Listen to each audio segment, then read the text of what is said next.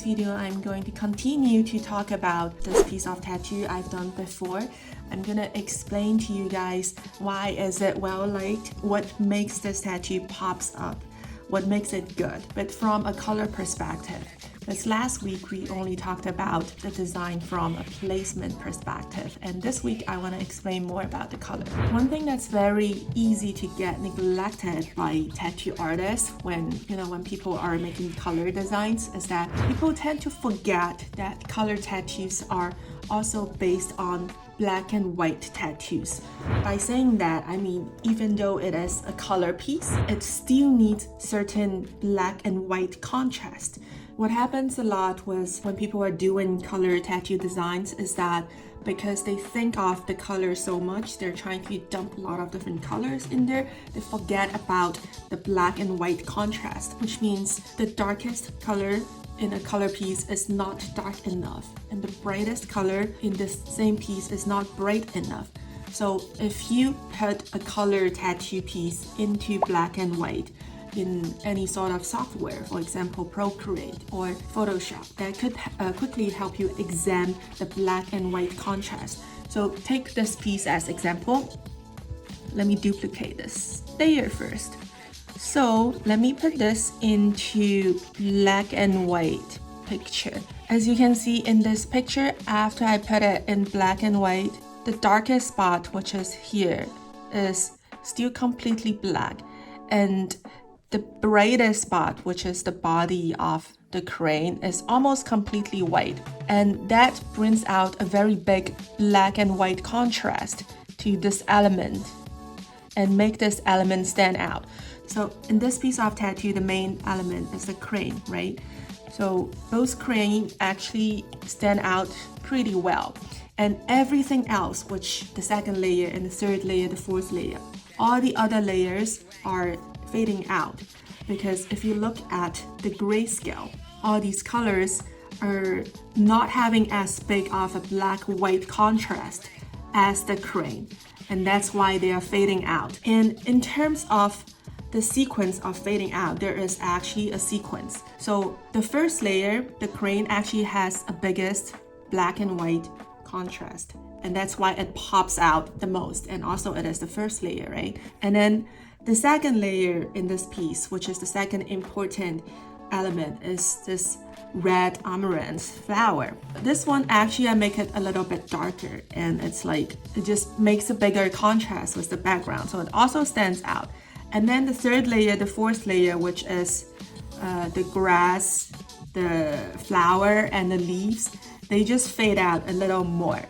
So when you look at the final piece of tattoo, which is a full color piece, you wouldn't notice all the rules hidden in it, but your eyes would immediately catch the visual contrast, and it will immediately tell you, okay, the first layer, the crane, they're popping out. You could see it right away. That is the first thing you see. And then secondly, your eyes would see the red amaranth flowers. And then thirdly, your eyes would see all these other elements. And then finally, the background. So by doing that, your elements are not blended together, which happens a lot with a lot of other color designs. I mean, this piece is mine. I mean, I did it pretty well. I'm pretty proud of it, but I also have some other of my tattoo pieces when I'm get too sucked into some other information, or if I'm too focused on something else, I also forget about this very important rule. And for that reason, some of my other tattoo pieces could look a little bit more blended. Let me give you an example. I'm tattoo artist Jane. I'm a tattoo artist, and I also teach tattoos. I call myself tattoo educator as well, because I have tattoo apprentices. I run online and offline workshops. This YouTube channel is a new thing that I'm starting. I didn't want to do it before because it takes a lot of time to record, these little tutorials, and it takes a lot of editing time as well, which is very hard adding that onto my schedule. But I finally decided to do the YouTube channel now. And it is because last year I launched my first online tattoo course. It is called the Ultimate Tattoo Course for Beginners. I spent 2 years to design the curriculum, record it, finish editing, and polish it. So it was a very well thought, well designed, very detailed tattoo course. And in the beginning, I did a pre-sale, which means people could sign up and I would release 1 lesson per week because, you know, it takes a lot of time to record the lessons. But then I found out as I was releasing the lesson contents, there were other YouTuber tattoo artists just, you know, they bought my lesson, they signed up, and then they took the concept from my lessons and used as their own contents on YouTube channel. And that made me very mad for a while. And this type of thing is very hard to be protected by the copyright rule because people can easily argue, oh, this is just public knowledge. So everyone has the right to say that is their own information that they, you know, that is their teaching as well. But I know that as my content because I'm the first person teaching like this. I'm the first person that's taking apart the tattoo skills into many little pieces and make it super clear. And if someone take one of my thought out of 100 my thought, that's kind of obvious. And also there are some stuff I didn't explain in my online course, and then this person, when they copy my content, they couldn't explain it as well because I didn't explain it. So then they just said something be like, oh, in my opinion, this should be like that. But they couldn't give a reason because I didn't give a reason. Anyways, that is just one of the reasons why I wanted to make my own YouTube channel now, because I don't want my content to get stolen, or in the future, if it's stolen, at least I want there to be evidence. Okay, so let's go back to the topic now. But if you like what I'm teaching you here, please make sure to like, comment, and share this content, and it will help to motivate me to do more of these. So let's go back to the content. I'm gonna import one of my old piece of tattoo to show you what I mean by black and white contrast. So this is a piece of Kirin I did also a couple years ago, and this one, if you zoom it out, you could see the darkest color on a Kirin is not so dark. It's this blue, which is kind of like a medium dark color, and the lightest color is this yellow, which is light but also not super bright. So what happens when I put this tattoo into black and gray is that it kind of looks like it's very blended. I also kind of made a mistake on the waves because I should have made it super light for the Kirin to stand out more. But at the moment, I just, you know, made it darker, which was kind of not a smart move because the Kirin is already not super dark already. And then the background layer, which is the wave, is kind of on the same grayscale as the main element, which makes them blend in together even more. So this piece of tattoo is harder to see what is what unless you really look into it. I mean, if you just look at the shape of it, the way I draw out the Kirin, it is actually a very well designed, good looking, handsome Kirin. So the base for this design is good, but the color use in this design wasn't smart enough. What I would do now after, you know, improve myself, for example, if I would make the body darker, this is a very dark blue, almost like a black. Let's say I make the body this color, and then if I would make the wave lighter, right now it's kind of dark gray.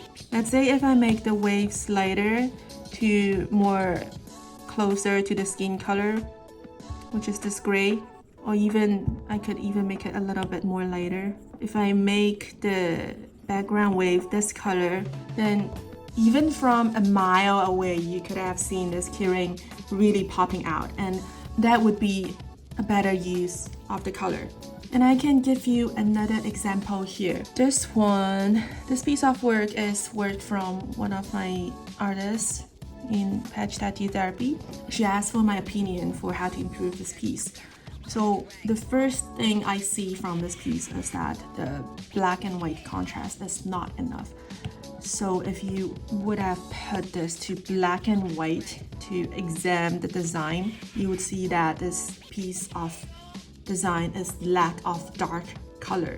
I mean, she has some white here, but let's say 80% of this tattoo is grayscale, like completely gray color. The darkest color, here, let me show you an easy way to examine your color. So a lot of color in this piece is this light gray. And then the darker color in this piece is this darker gray. She has like one black line here, but it's like, you know, it's like one line in the entire piece of design. So this one line is not enough. It's like one line, so it doesn't have a big impact on the overall contrast for this piece of tattoo. So let's take it out. We could see that this tattoo has a very small contrast in between a light gray and a dark gray. This is about maybe 20% gray. This is about 80% gray. So that has taken away the contrast from this piece of tattoo and make it visually less impactful for the audience. If, let's say, if I would improve this piece of design, I would put more darker color into this piece of design. For example, I would make this window dark, like almost nearly black dark. And then I would probably make whatever is inside it lighter. That way I boost the contrast and I make it clear there's two layers of elements in this design. One layer is the window, one layer is the view in the window, the plane is going out. That way it's more impactful visually because it is a color piece. So the color would be a very dark brown, kind of like this color. In this piece, she used kind of like a light brown, almost like yellowish brown in the window. That's why it is not enough. I would use maybe even more than that. I would use this brown if I want to separate the layers. Or I might do the opposite. I might try to fade out the window using a lighter brown that's closer to skin color. And I would bump up the dark color inside the frame. Make the inside more dark. That way I can also bump up the contrast for this piece of design. And by doing that, the adjustment you are making to the piece of design is similar to adjusting the color curves in this design. Make the dark darker, make the light lighter. And that way, the tattoo can pop out a lot better than how it was before. You know, it is a very common issue that people are, too distracted by many colors. And in the process of putting all the colors into the design, we're not really thinking about black and white contrast. So let me make it simple for you. Right when you finish a tattoo design, you should put it into black and white mode to examine the black-white contrast right away. So take this as example. This is a piece of design piece of flash I did for fun, And then right when I'm done with this design, I am supposed to put it to black and white immediately to check the black and white contrast. And not only that, if you saw this design, I also put a skin color background on top of it. I can teach you that in my, later tutorials. This is to mimic the skin color because your tattoo eventually would be placed on human skin, not on a white piece of paper. If you have done the design on white piece of paper, that is fine, but make sure to put a skin color layer on top of it because that would make your judgment more correct, more accurate. So I did that, and then when I put it to the black and white mode, I could see my black and white contrast. This piece is pretty good because the darkest spot in my piece is black, almost nearly black, and the bright piece is this rabbit and the waves. So the contrast in this piece is good enough. If the contrast is not good enough, I should adjust my colors right away.